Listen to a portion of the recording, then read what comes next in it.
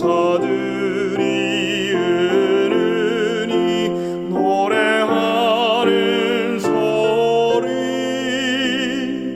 내 귀엔 그들이 날 환영하네.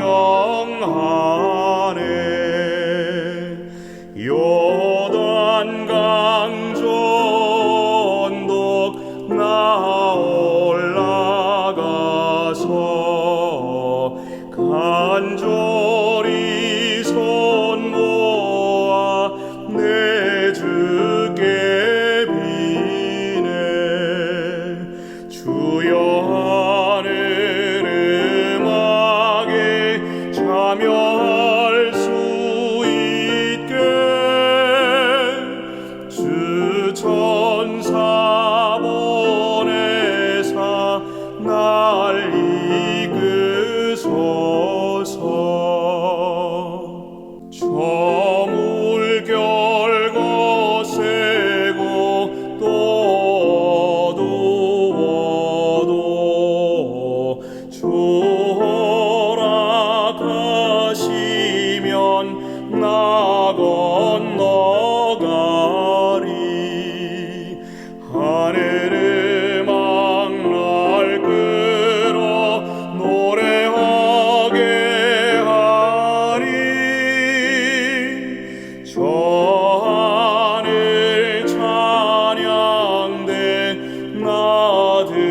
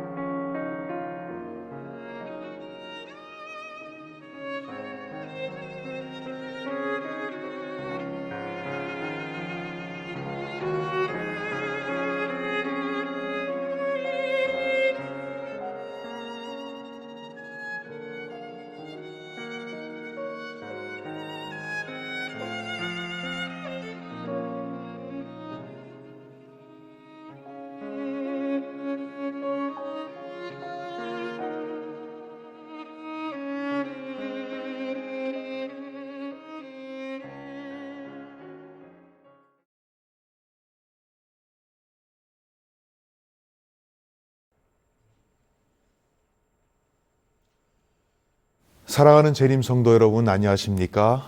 우리는 그리스도께서 산상에서 하신 설교의 말씀을 나누고 있습니다.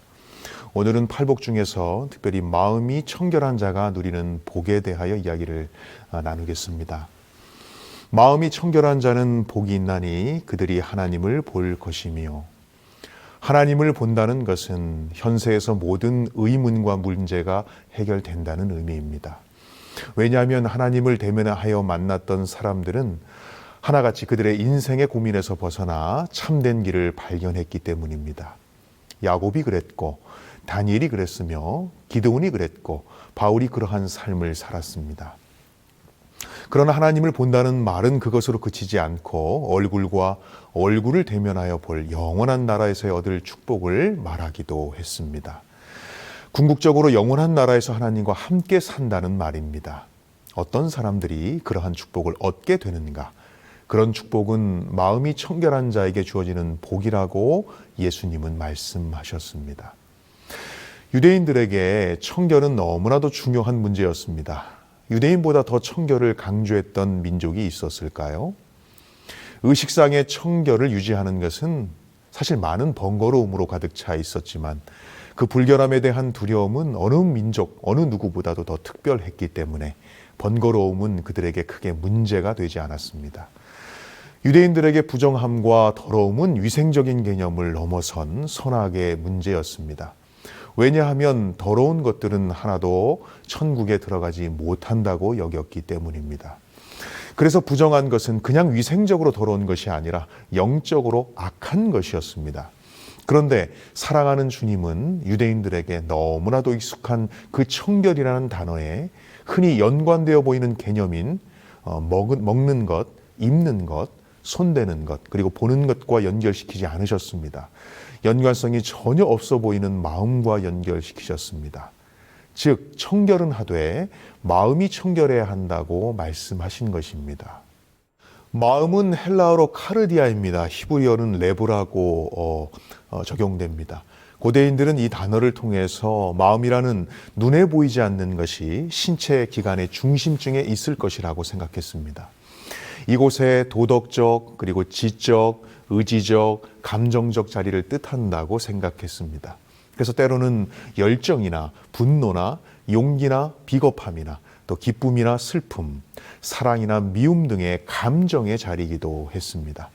때로는 생각이나 우리의 지성, 상상력이나 의지, 결심의 자리이기도 했습니다. 그래서 고대인들은 마음을 비유로 사용할 때에는 나무의 심이나 식물의 종자로 사용했습니다. 유대인들이 청결하고자 했던 의식적 청결이 아니라 사람 한가운데 있는 우리의 지적, 도덕적, 의지적, 감정적 자리의 청결을 말씀하신 것입니다. 마태복음의 예수님은 다음과 같은 말씀을 하셨습니다. 마태복음 23장 24절입니다. 맹인된 인도자여 하루살이는 걸러내고 낙타는 삼키는도다. 유대인들은 실제로 의식적 거룩함에 몰두한 나머지 물속에 하루살이가 빠져서 죽는 일이 많았던 당시에 이것마저 부지 중에 먹거나 마시면 부정하게 된다고 여겼기 때문에 허리춤에 거름망을 가지고 다니면서 물속에 혹시나 빠져서 죽어 있을지 모를 하루살이를 먹지 않기 위하여 거름망에 다시 물을 부어서 하루살이를 걸러내고 물을 마셨다고 합니다. 혹시라도 있게 될 의식적인 부정함에 자신들을 지키기 위한 방안이었습니다. 그런데 그런 그들의 모습을 보고 예수님은 하루살이를 걸러내면서 낙타는 삼킨다고 말씀하신 것입니다. 사실은 하루살이도 그리고 낙타도 모두 레위기 정결법상의 부정한 짐승들이었습니다. 레위기 정결법을 충실히 따랐던 바리새인들은 곤충은 정결을 위해 확실하게 건져내었습니다. 그럼에도 정작 더 커다란 부정한 낙타는 삼킨다고 비유로 말씀하신 것이죠. 예수님이 말씀하신 의도는 과연 무엇이었을까? 낙타를 삼킨다는 것은 물리적으로 불가능한 일이 아닙니까? 물론 이곳에서 표현된 낙타는 실제 낙타를 의미한다기보단 이스라엘의 육상 동물 중에 가장 크고 부정한 낙타를 과장하여 비유하여 바리새인들의 외식적인 신앙을 질타하고 계신 것입니다. 굳이 오늘 본문과 비교하여 적용하자면 작은 의식적인 부정함보다 더 중요한 것이 마음에 있는 낙타 같은 커다란 부정함이라고 말씀하시는 듯이 보입니다. 겉에 보이는 하루살이는 건져내려고 애를 쓰면서 정작 가장 중요한 이 마음속에 있는 낙타는 삼켜도 아무런 거리낌이 없는 외식적인 신앙을 질타하고 계셨던 것입니다. 그러므로 산상에서 주님의 말씀하신 것이 청결은 청결인데 의식적 청결함이 아닌 마음의 청결을 말씀하신 것입니다. 예수님은 다음과 같이 말씀하셨습니다. 마태복음 15장 18절로 20절의 말씀입니다. 입에서 나오는 것들은 마음에서 나오나니 이것이야말로 사람을 더럽게 하느니라. 마음에서 나오는 것은 악한 생각과 살인과 간음과 음란과 도둑질과 거짓 증언과 비방이니 이런 것들이 사람을 더럽게 하는 것이요 씻지 않은 손으로 먹는 것은 사람을 더럽게 하지 못하느니라. 입에서 나오는 것이 마음에서 나오니 이것이 바로 사람을 더럽힌다고 말씀하셨습니다. 의식적인 씻지 않은 손으로 먹는 것은 사람을 진짜 더럽히지 못한다고 말입니다. 사람들은 보여지는 의에 치중하지요. 필립 샤만 목사님은 다음과 같이 이야기했습니다. 안타깝게도 우리는 하나님께서 우리의 속마음을 다스리도록 하는 일에 관심을 두기보다는 다른 사람들이 우리의 외적인 의에 감동받도록 하는 일에 더 많은 관심을 두는 편이다. 마음의 거듭남이 없이 다른 사람들로부터의 찬사를 기대하면서 거기에 합당하게 행하는 일은 얼마든지 가능하다라고 말씀하셨습니다. 우리는 다른 이들의 찬사를 기대하며 외적인 의에 더 많은 관심을 가지고 있습니다. 사실 마음의 거듭남, 청결함에는 안중에 없습니다. 그렇다면 마음의 청결은 구체적으로 무엇을 말하고 있는 것일까요? 화이트 부인은 그것을 산상보훈에서 다음과 같이 이야기하였습니다.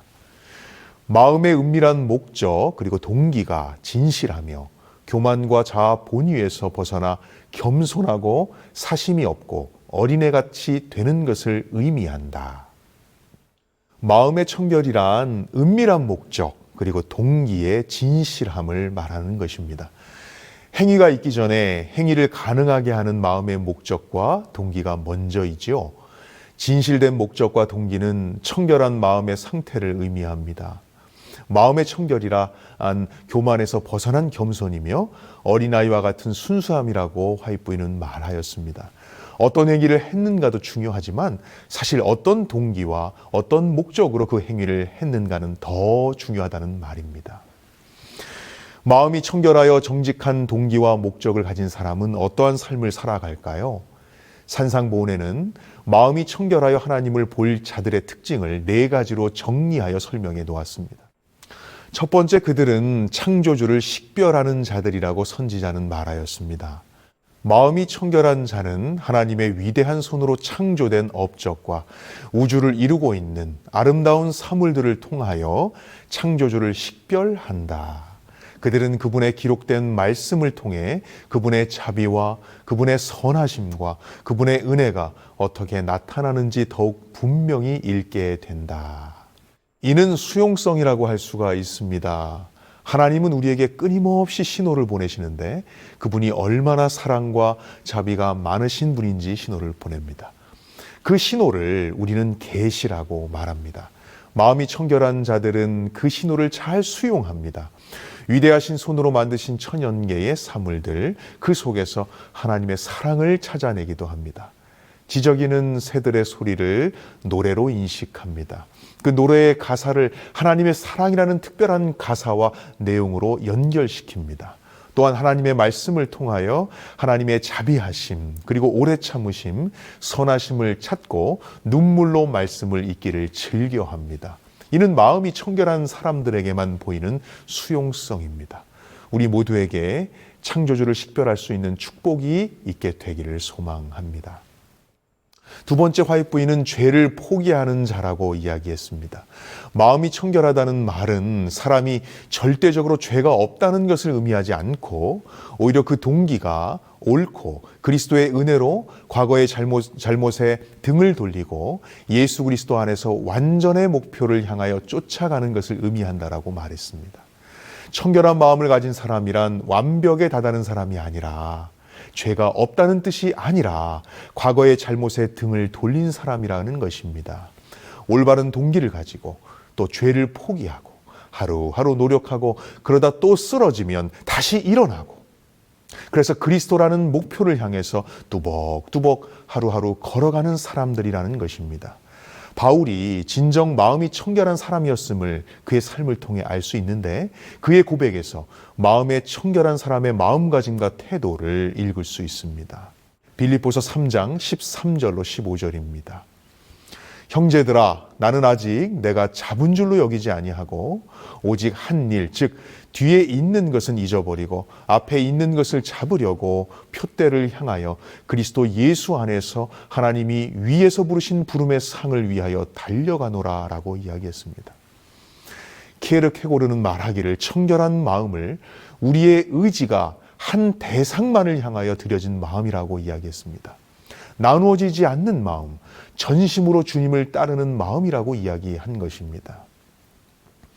영적인 영역에서의 정결의 반대는 이중적인 마음이지요. 이중적인 사람은 주와 세상을 동시에 따르려고 애를 씁니다. 그것이 가능하다고 자신만만해 할지도 모릅니다. 그래서 마음은 나누어진 마음이 되는 것이죠. 양립할 수 없는 목표를 동시에 성취하려고 애씁니다. 마치 롯의 아내처럼 몸은 소돔으로부터 벗어나고 있었지만은 눈과 마음은 소돔을 아직 떠나지 못한 것과 같습니다.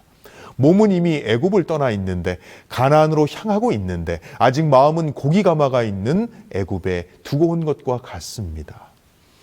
마태복음 6장 24절에는 다음과 같이 이야기했습니다. 한 사람이 두 주인을 섬기지 못할 것이니 혹 이를 미워하며 저를 사랑하거나 혹 이를 중히 여기며 저를 경히 여김이라 라고 이야기했습니다.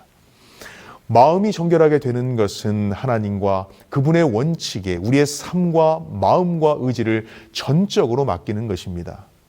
오늘 제가 그런 마음이 청결한 사람이 되기를 원합니다. 사랑하는 우리 모든 재림 성도들이 두 주인이 아니라 진정한 삶의 주인 되시는 그리스도를 섬기게 되시기를 바랍니다. 세 번째 화입부인은 눈앞에 하나님이 있는 것처럼 사는 자들을 말한다고 이야기했습니다. 마음이 청결한 자들은 하나님이 이 세상에서 그들에게 주신 시간 동안 마치 그분의 눈앞에 계신 것처럼 생애한다. 불멸의 상태에서 하나님을 직접 대면하여 보게 될 것이라고 이야기했습니다. 라틴어로 코람 데오를 말합니다. 하나님이 사람과 함께 하신다는 성경의 개념입니다. 개혁자들 켈빈과 그리고 성경의 사도 바울의 좌우명이기도 했습니다. 하나님이 계신 것처럼 산다면 분명 우리의 삶은 달라질 것입니다. 하나님을 의식하는 삶은 우리에게 새로운 태도와 몸가짐으로 삶을 대하게 할 것입니다. 마음의 청결한 자가 받을 복은 현재성과 미래성을 같이 가지게 됩니다. 팔복은 그 축복이 재림의 시기에 집중되어 있는 듯이 보이지만 그렇지 않습니다. 지금 그리고 재림의 시기를 둘 다 말하고 있습니다. 심령에 가난한 자는 지금 천국에 거하며 영광의 왕국도 차지하게 될 것입니다. 애통하는 자는 지금 위로를 받을 것이고 궁극적인 위로도 받게 될 것입니다. 의에 줄이고 목마른 자 역시 지금 배부르며 그때도 배부를 것입니다. 긍휼히 여김을 받는 자는 지금도 하나님의 긍휼함을 받으며 그때도 긍휼히 여김을 받게 될 것입니다. 같은 원리로 마음이 청결한 자는 하나님을 재림의 날에 보기도 할 것이지만 지금도 하나님을 본다는 말이기도 합니다. 그러므로 궁극적으로 하늘에서 주님과 영원히 사는 것도 열망해야 하지만 현실 속에서 지금 이 순간 주님을 보려고도 열망해야 합니다. 죄는 사람의 마음을 어둡게 하여 선한 것을 보지 못하게 하지요. 예레미야 5장 21절입니다. 어리석고 지각이 없으며 눈이 있어도 보지 못하며 귀가 있어도 듣지 못하는 백성이요 이를 들을지어다. 하나님을 볼 수 있는 특권을 가지기도 해야 하지만 하나님을 보려고 열망을 품기도 해야 합니다. 그러한 열망은 우리가 하나님께 기도할 때 더 빨리 실현됩니다. 하나님을 간절히 보기를 원하는 자에게 하나님은 나타나실 것입니다. 삼육대학교에 명물이 있는데 어디인지 아십니까? 네, 호수라고요? 네, 맞습니다. 호수도 명물이긴 한데 진짜 명물 중에 명물은 바로 기도의 동산입니다.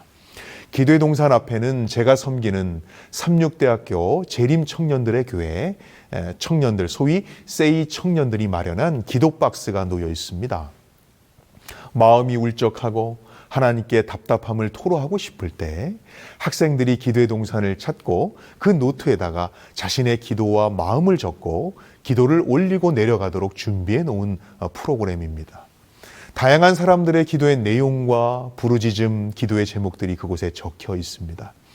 그런데 하루는 그 노트가 궁금하여서 어떤 내용이 적혀 있는지 살펴보았습니다. 한 이름 모를 분이 이혼을 고민하면서 하나님께 기도를 올리는 한 여성의 기도의 글을 읽었습니다. 고3 입시를 앞두고 본인의 반 학생들을 위해 올린 고3 담임 선생님의 기도의 글도 읽었습니다. 학교 생활에 지쳐서 삶의 의미를 잃어버린 한 학생의 고민의 글도 보게 되었습니다. 그들이 아마 이곳을 걱정과 고민의 무거운 마음으로 동산을 찾았지만 내려갈 때에는 하나님을 만나고 가벼운 마음으로 내려갔기를 소망해 봅니다.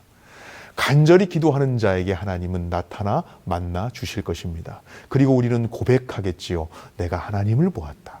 내가 메시아를 만났다. 야곱도 죄책감에 시달리고 있을 때 기도의 동산을 올랐을 것입니다. 간절히 기도했고 그는 마침내 하나님을 얼굴로 대면하게 되었습니다. 그리고 그를 기념하여 브니엘이라 이름하였습니다. 창세기 32장 30절입니다. 그러므로 야곱이 그곳 이름을 브니엘이라 하였으니 그가 이르기를 내가 하나님과 대면하여 보았으나 내 생명이 보존되었다 함이더라. 죄는 사람의 마음을 우둔하게 하여서 하나님을 보지 못하게 합니다. 죄를 알게 된 아담은 영적인 사물에 더 어두워졌습니다. 그러나 지금 현 죄악된 세상에서도 하늘의 통찰력을 개발시킨 사람들은 하나님을 경험하고 볼 수 있는 특권을 누리게 된다는 것입니다. 각박한 삶 속에서 앞이 캄캄하고 마음이 답답하여 아무것도 보이지 않는 암흑의 순간에, 그리고 정답이 필요한 순간에 우리는 하나님이라는 정답을 보게 되었으면 좋겠습니다. 그렇게 하나님을 볼 수만 있다면 우리의 삶은 선지자가 말했던 것처럼 창조주를 식별하는 삶이 될 것입니다. 그리고 죄를 포기하는 삶이 될 것입니다. 그리고 늘 눈앞에 하나님을 보는 코람데오의 삶이 되리라 믿어 의심치 않습니다. 하나님의 이름으로 축복합니다. 재림 성도의 가정에 하나님이 늘 함께 하시기를 기도하며 오늘 말씀을 마치겠습니다.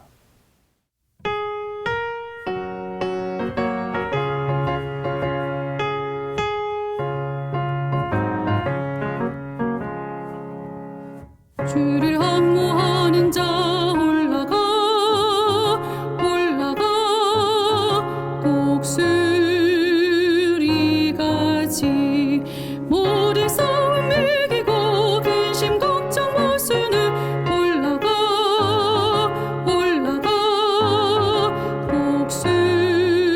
독수리같이 주 항모하는 자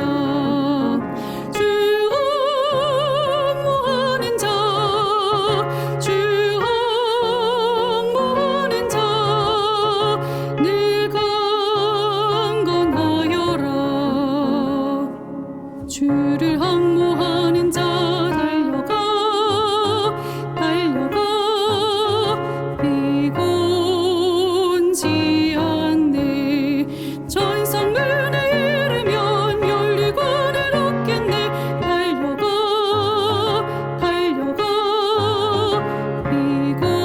비곤지 않네. 주 항모하는 자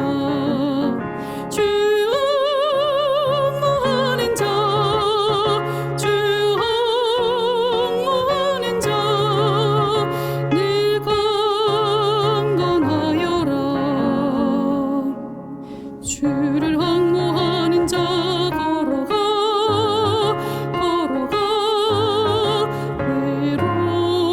외롭지 않네. 이를 잃은 양떼를 두루 찾아다니며 걸어가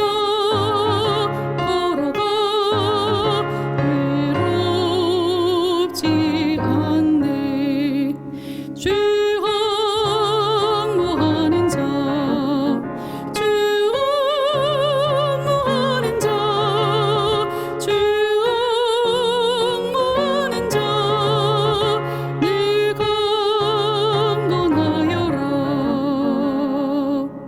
주를 항모하는 자 올라가 독수리같이 은혜 안에 뛰놀며 주의 영광